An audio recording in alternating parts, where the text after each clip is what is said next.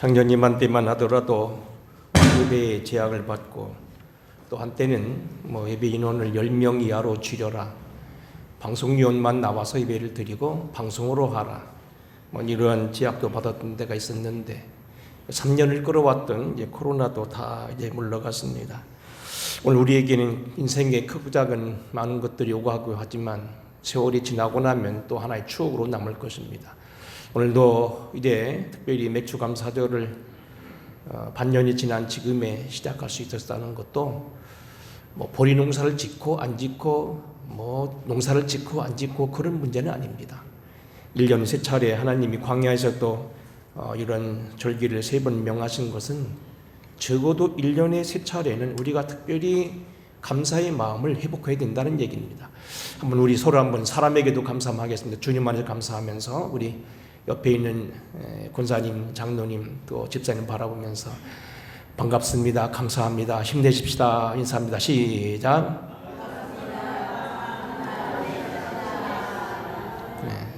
저 뒤에 우리 청년들 와서 너무 감사하고요.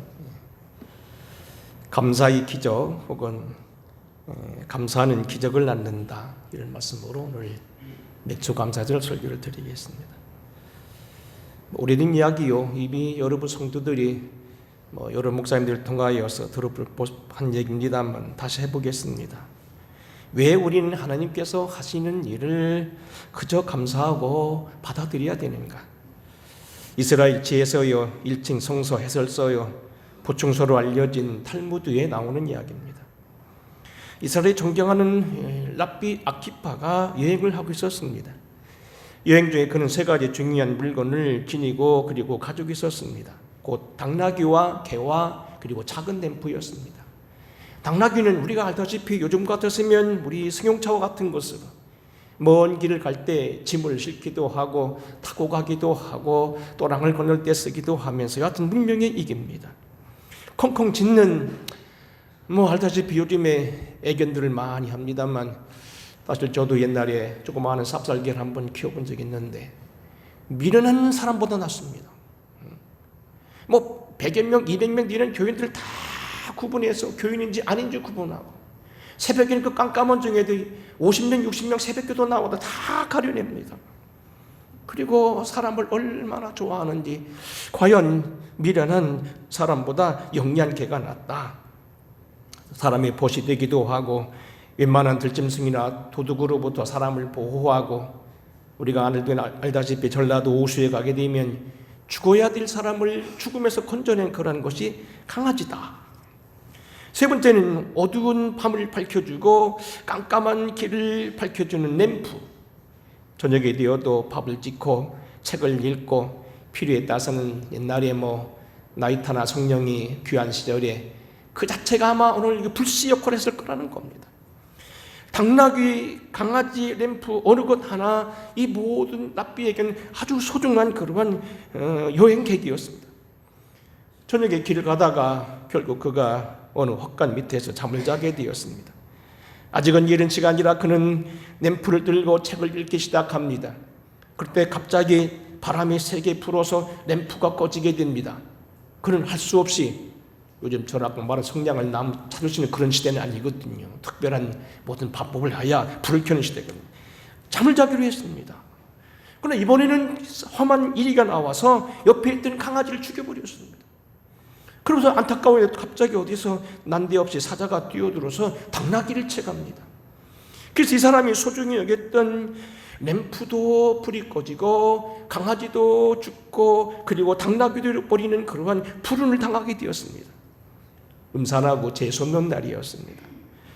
그런 아침이 되어 그는 꺼진 램프를 들고 다시 터덕터덕 길을 걷기 시작합니다. 마을에 이르게 되었습니다. 놀라운 일을 발견하게 됩니다.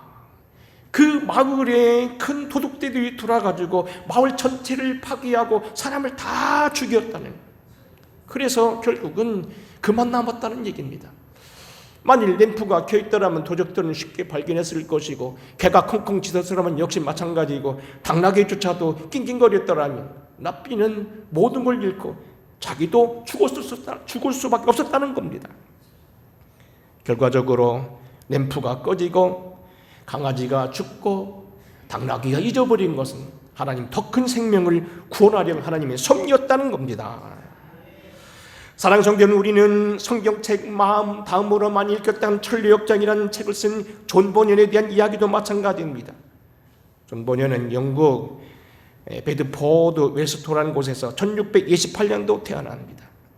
1688년도까지 그는 청교도 교도로서 전도자이면서 글 쓰는 사람이었습니다. 우리가 잘 아는 미스터 벤맨 혹은 성전, 우리가 잘 아는 천리역정과 같은 큰 책을 쓴 사람입니다.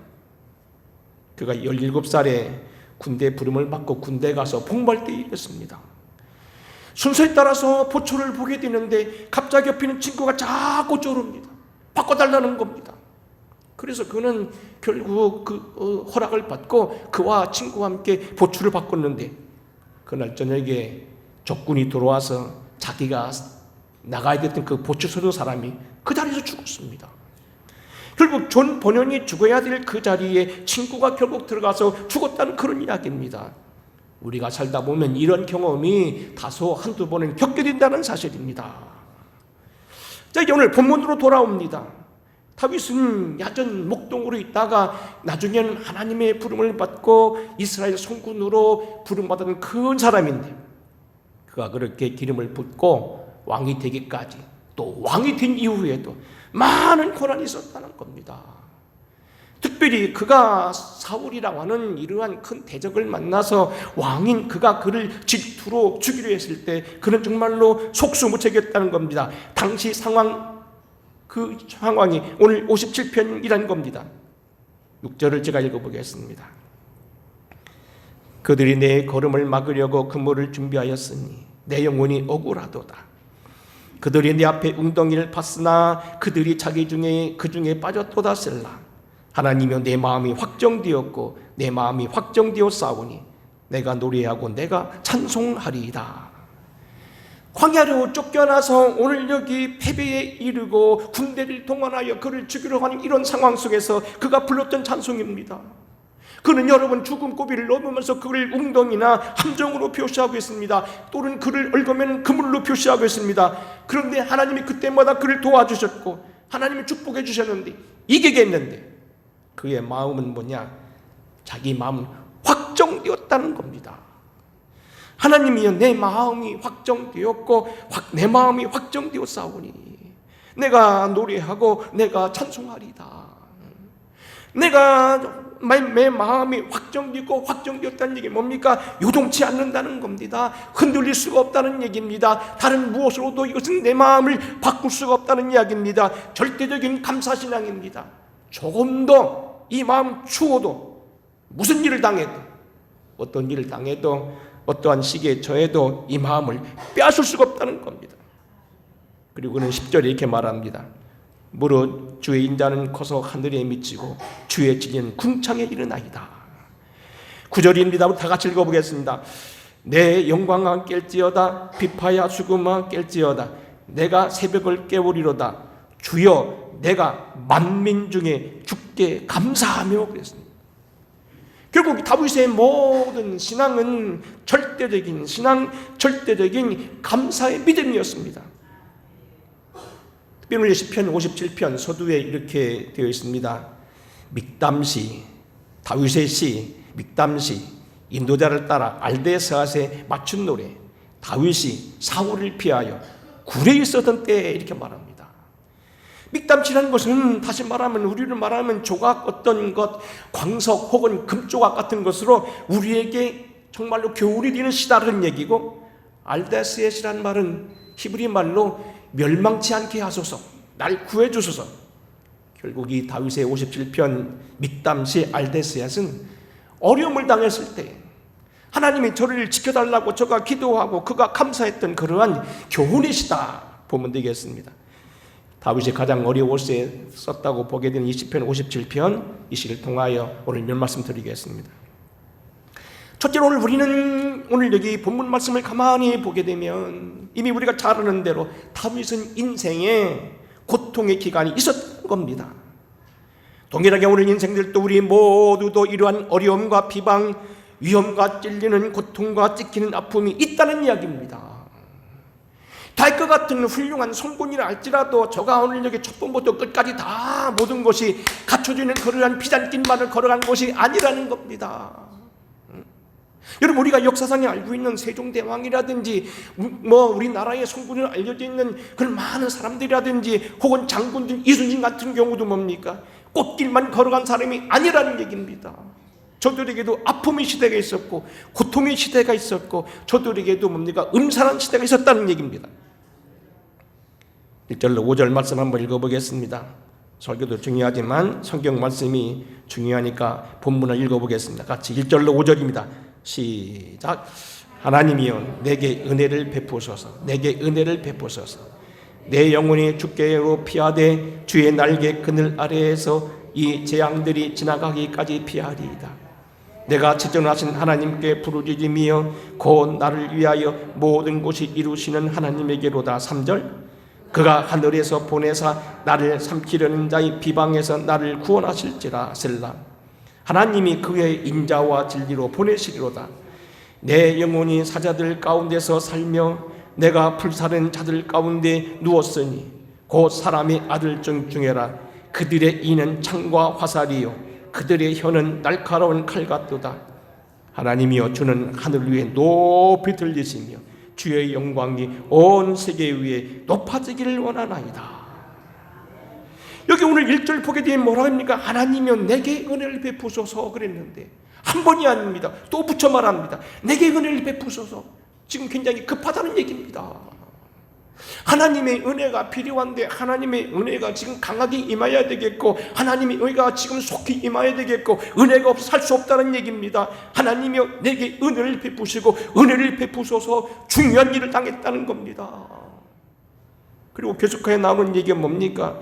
재앙이란 단어가 나오고요, 피한다는 단어가 나오고요, 비방이란 단어가 나오고요, 그물이란 단어가 나오고요, 불사르는 자들이란 단어가 나오고요, 사자란 단어가 나옵니다. 4절에 보게 되면 그들의 이는 창과 화살이요 그들의 혀는 날카로운 칼이라고 말합니다. 그를 오늘 여기 까닭을 알 수 없는 큰 비방, 고통, 시련, 때로는 그를 욕하는 사람들, 그런 가운데 그는 많은 고통을 당하고 있고 그 모든 것들이 찌르는 칼이나 창보다 더 강한 그런 아픔 속에 있었다는 얘기입니다. 정말로 우리로 말하면 쥐구멍에 있으면 들어갈 만한 그러한 처지에 있었다는 얘기입니다. 다윗에게 어려움이 있었다는 겁니다. 자, 오늘 여기 우리가 잘 하는 얘기지만 인생에 다 어려움이 있는 건 여러분 아시는 얘기지만 한번 좀 생각해 보겠습니다. 자, 그러면 다윗이 겪었던 이 어려움은 도대체 어디서 왔냐는 겁니다. 더 쉽게 말하면 다윗이 한 연고냐 아니면 그렇지 않냐는 얘기입니다. 오늘 우리는 가만히 성경을 가만히 보게 되면 뭡니까? 다윗은 이로 어마무시한 그러한 큰 고통을 당할 만한 이유가 사실 엄밀히 말해서 없었다는 겁니다. 물론 우리 기도를 많이 하는 영성가들이나 성사학자들은 이렇게 말합니다. 사실 환난을 당하는 많은 사람들은 여러 가지 이유를 들어서 원인이 자기에게 없다 하지만 대개 10중 8군 본인에게 있다는 겁니다. 많은 사람들은요, 만일 말하길 자기가 당한 어려움이 결국은 내 것이 아니라 하나님이 당하게 한 것이고 자기는 이유가 없다고 하지만 사실은 모든 거의 원인들이 뭡니까? 자기에게 있다는 겁니다. 그런데 다윗의 경우는 그렇지 않다는 겁니다. 시편 107편 17절입니다. 미련한 자들은 그들이 죄악을 길을 따르고 그들이 악을 범하기 때문에 고난을 받아 그들은 그들의 모든 음식물을 싫어하게 되며 사망의 문에 이르렀도다. 이에 그들이 그 고통 중에 여호와께 부르짖으매 그가 그들의 고통에서 그들을 구원하시되 그랬습니다. 물론 하나님은 그렇다 할지라도 하나님은 그의 기도를 들으시고 부르짖음을 들으시고 그가 고통하지만 사실은 뭡니까? 음식을 싫어하게 되고 고난을 받고 고통을 당하고 뭡니까? 건강을 잃어버리고 음식을 먹을 만한 그러한 건강도 안 되는 이유는 뭐냐면 미련하기 때문에 그렇다는 겁니다. 죄악을 따르게 그랬다는 겁니다. 로마서 2장 특별히 이 사도 바울이 쓴 뭡니까? 이 은총의 서신 속에서 나오는 기도 여러분 주의해 들으셔야 되겠습니다. 다른 서신이 아니고 로마서에 나오는 얘기입니다. 오직 당을 지어 진리를 따르지 아니하고 불의를 따르는 자들에게는 진노와 분노로 하시자. 악을 행하는 각 사람의 영에는 환난과 공고가 있으리니 문제는 유대인에게요 그리고 헬라인에게라. 선을 행하는 각 사람에게는 영광과 존귀와 평강이 있으리니 먼저는 유대인에게요 그리고 헬라인에게라. 여러분, 이 다른 사람 아닌 사도 바울에게 있는 모든 은총의 교사가 그가 재앙을 말했다는 얘기는 뭡니까? 보통 이유가 아니라는 겁니다. 대개 그가 말하기를 은총의 학자로 봐줘도 진리를 따르지 않냐고 불의를 따른 사람에게는 환난이 따르게 되어 있다는 겁니다. 악을 행하는 사람들은 곤고한 일이 따른다는 겁니다. 까닭없이 경원히 마음이 허하고 불의하고 때로는 뭡니까? 어떤 우울하고 있는 건 다 그건 죄악의 결과라는 겁니다. 다니엘서도 보게 되면 9장 6절 보면 말합니다. 나라가 망한 뒤에 그가 기도한 내용입니다. 또 우리가 주의 종 선지자들의 주의 이름으로 그 왕들과 우리 고관과 백성들이 온 백성에게 말씀하신 것을 듣지 아니하였나이다. 각국에서 수치를 당하여 싸우니 이는 그들이 주께 죄를 범하였음이니이다. 주여 수치는 우리에게 돌아오고 그랬습니다. 이는 우리가 주께 배역함이여 그랬습니다. 이 온 이스라엘이 주의 율법을 범하고 치우쳐가서 주의 목소리를 듣지 아니하였으므로 이 수치가 우리에게 임하였습니다. 제가 지금 군데군데 읽었습니다만 다니엘이 한 기도가 그렇습니다.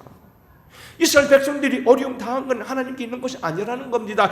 백성들이 하나님 말씀을 듣지 아니해서 죄를 계속하여 범하였기 때문에 창피한 것이 들어오고 수치가 들어오고 굴욕이 들어오고 더 쉽게 말하면 나라가 망했다는 겁니다. 그래서 모든 이러한 영성가들이나 오늘 말씀에 보게 되면 10종 8권을 모든 재앙과 고통들이 본인에게 있다는 겁니다. 하지만 다윗의 경우는 그렇지 않다는 겁니다. 여러분, 다윗이 오늘 여기 이런 많은 고통, 시련, 고난, 죽음의 길을 많이 당하게 된 것은 알고 보면 그의 욕심 때문도 아니었습니다. 중요한적인 한번 보겠습니다. 사무엘상 16장 6절 이하의 말씀입니다. 무리가 돌아올 때 다윗이 블레셋 사람을 죽이고 돌아올 때 여인들이 이스라엘 모든 성읍에 나와서 노래하며 춤추며 소고와 경세를 가지고 왕 사울을 환영하는데 여인들이 뛰놀며 노래하며 이르되 사울이 죽인 자는 천천히요 다윗은 만만이라 한지라. 사울이 그 말을 불쾌하여 심히 노하여 이르되 다윗에게는 만만을 돌리고 내게는 천천만 돌리니 그가 더 얻을 것이 나라 말고 무엇이냐 하고 그날 이후로 사울이 다윗을 주목하였더라. 다윗이 잘못한 건 아무것도 없습니다. 나라를 위해 충실한 것밖에 없습니다. 이두진 장군이 24전 23승 32전 32승을 다 하게 된 이유는 그가 정말로 그렇게 지략과 모략을 가지고 준비한 것 그대로 싸웠던 싸움인데 원균이나 그 많은 사람들이 그를 모함했다는 얘기입니다. 임금이 그를 치게 했다는 이야기입니다. 사실 다윗이 어려움 당할 이유는 없습니다. 그는 형들을 앞질러서 왕이 되고 싶어서 하지도 않았습니다. 이스라엘 나라에서 제정일치전 시대에서 왕과 제사장을 겸해 있는 사무엘이라고 하는 엄청난 인물이 자기 집에 와서 행사를 하는데 이유가 있을 거 아닙니까? 그런데도 그는 형들을 대신해서 야전에서 양을 쳤습니다. 그는 욕심낸 사람이 아닙니다. 그가 나중에 사울왕의 어떤 일은 칼을 제키는 자가 되고 사울을 도와하는 사람 된 것도 결국은 사울이 악신이 염하여서 그런 사람을 찾다 보니까 악기를 다루고 성실한 사람, 깨끗한 사람, 기도하는 사람 찾다 보니까 찾게 되었다고 사무엘상 17장에 보게 되면 자세히 나와 있습니다. 사울이 당하는 다윗이 당했던 아픔과 그러한 모든 것은 다윗에게 있지 아니했습니다. 우린 여기에 대해 좀 줄여 말하겠습니다만 사랑하는 성도 여러분, 우리에게도 마찬가지입니다. 내게 혹 어떤 어려움이나 감당할 수 없는 시험이 오거들랑 자학하지 마시기 바랍니다. 무슨 원인이 꼭 내가만 있다고 여러분 말하지 마시기 바랍니다. 물론 아까 말한 대로 대개 영성가들은 8대 9 적어도 10종 8권 다 본인들이 있다고 말합니다만 그러나 아닌 경우도 있다는 겁니다.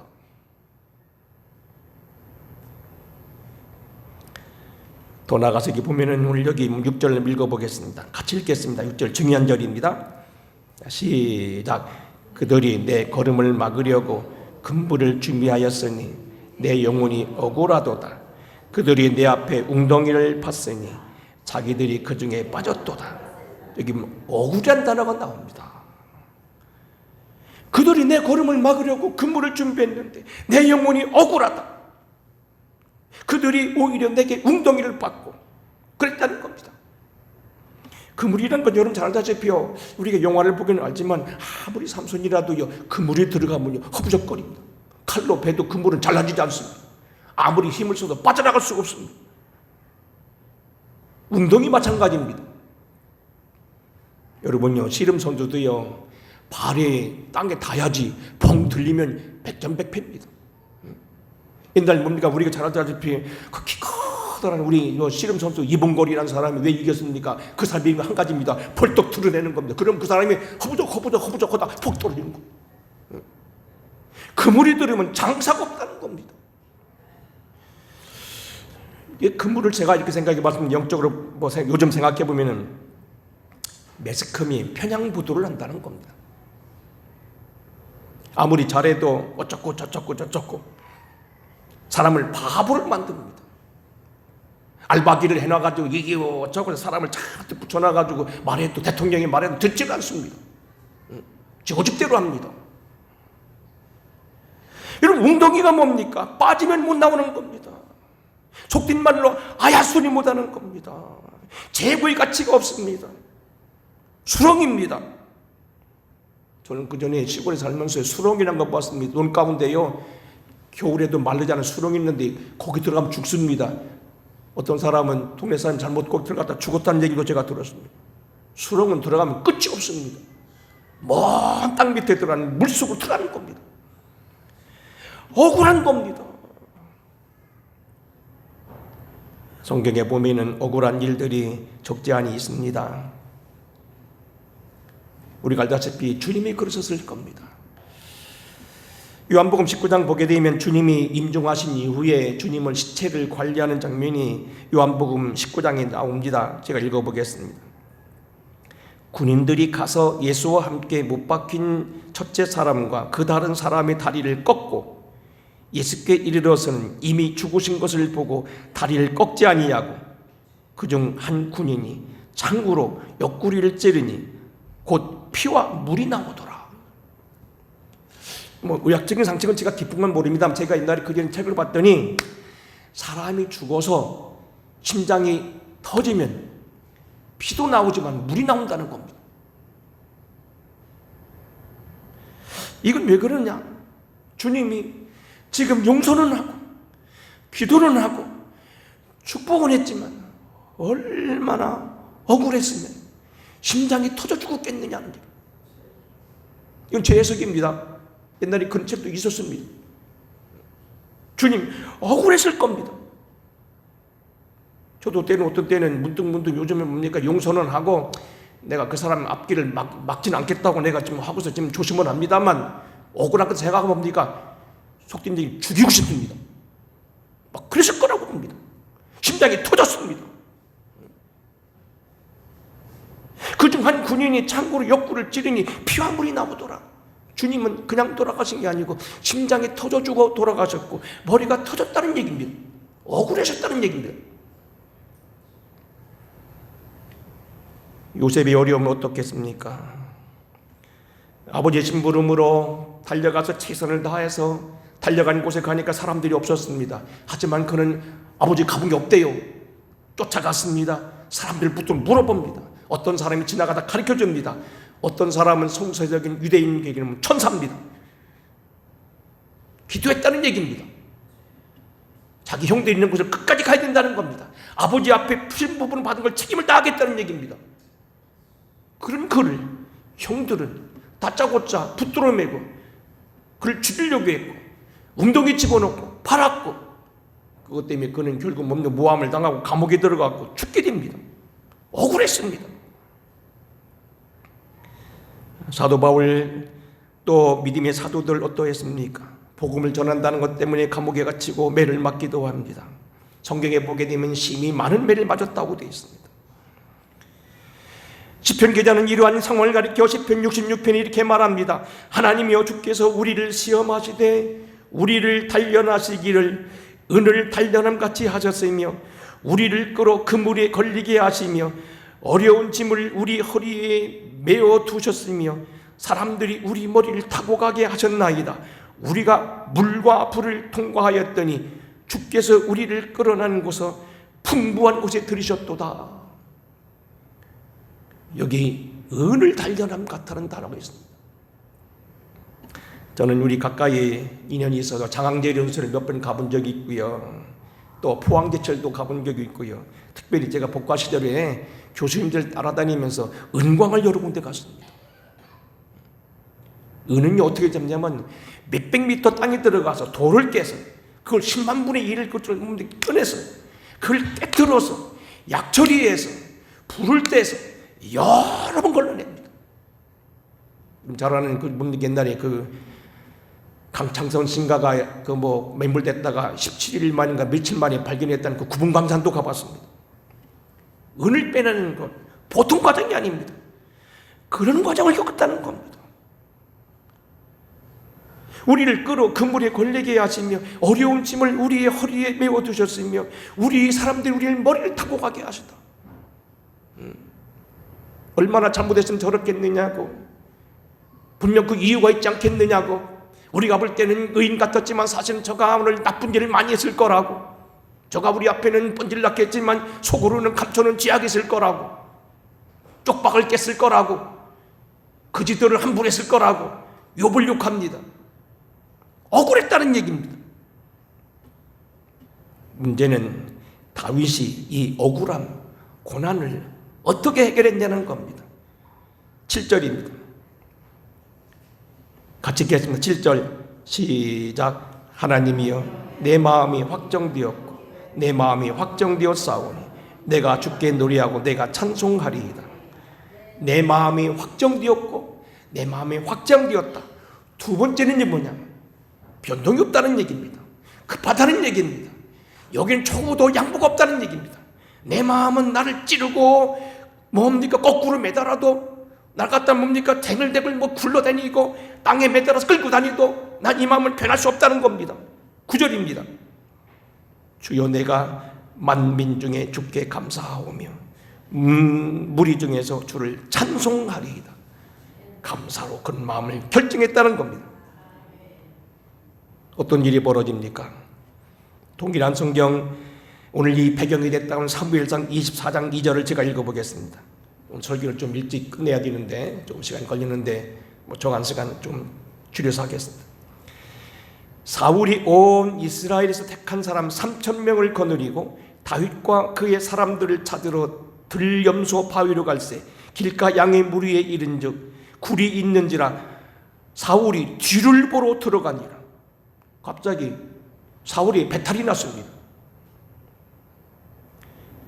다윗과 그의 사람들이 그 굴 깊은 곳에 있더니 다윗의 사람들이 이르되 보소서 여호와께서 당신에게 이르시기를 내가 내 원수를 내 손에 넘기시는데 내 생각에 좋은 대로 그에게 행하라 하시더니 이것이 그날이다니.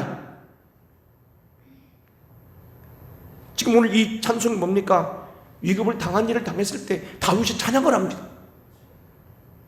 근데 이때 3,000명이나 되는 정예 부대를 끌고 와서 훈련된 병사들을 게릴라 부대를 끌고 와서 포위를 두루합니다. 말 그대로 도간에 던집니다. 이제는 빠져나갈 구멍도 없습니다. 근데 갑자기 기적이 나타납니다. 사울이 배탈이 난 겁니다. 배탈 나면 장군도 대통령도 아마 이순신 장군도 배탈 나면 별 수 없었을 겁니다. 화장실 찾아야죠. 그래서 병사들이 보는 앞이니까 굴속을 찾아가서 엉금엉금 기어두릅니다. 바지를 끄르고 허리띠를 내립니다. 근데 바로 누가 있었냐면 다윗입니다. 다윗은 골리앗을 죽인 사람입니다. 곰하고 싸워 이긴 사람입니다. 사자도 쳤던 사람입니다. 다윗의 주변에 있는 아비새나 아브넬 이런 사람들은 명장들입니다. 이게 입니다. 하나님은 주신 기회입니다. 천재인의 기회입니다. 다시 안 옵니다. 죽입시다. 다시 말하면 기적이 나타났다는 겁니다. 오늘 여기 넘기시는 거 보지요? 원고 줄입니다. 감사할 때 기적이 나타납니다. 반면에 감사하지 못하면 더 큰 덫에 걸립니다. 지난주 제가 그 말씀을 했습니다. 혹시 이게 방송에 그 사람 친구들이 들으면 좀 마음 아플는지 모르지만 이런 얘기입니다. 같이 박사학위를 했던 아주 그 건실한 목사들이 있었습니다. 열심히 살았던 목사들입니다. 실력 있는 목사들입니다. 하나는 큰 교회에 맡으려고 하다가 그만 담임 목사에 떨어졌습니다. 이 어느 도시 조그마한 교회로 개척을 나갔습니다.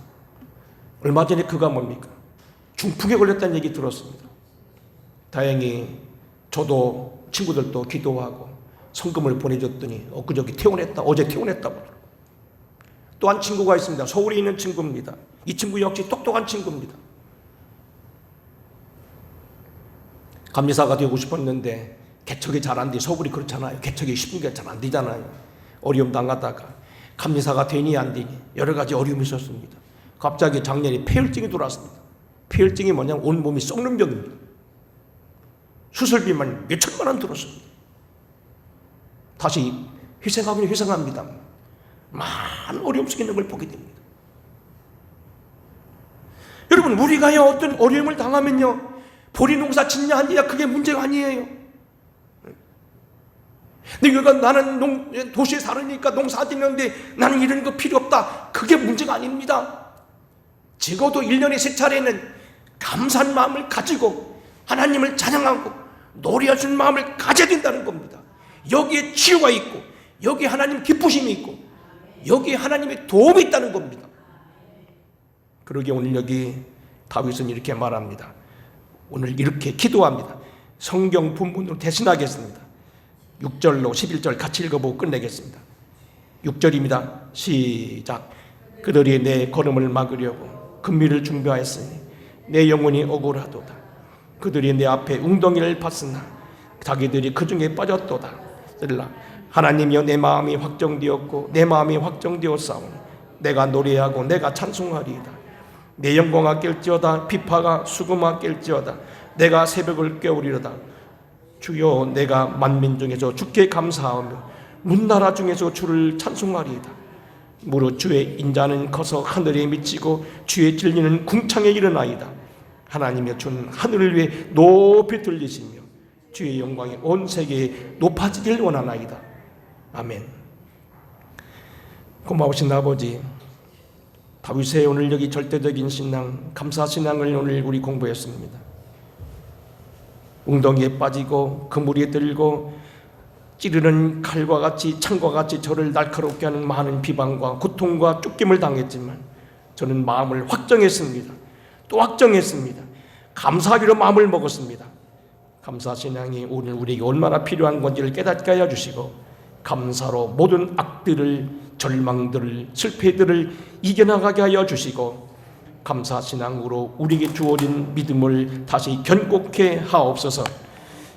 예수님 거룩하신 이름 받들어 간절히 축복하고 기도하옵나이다. 아멘. 찬양 드리겠습니다.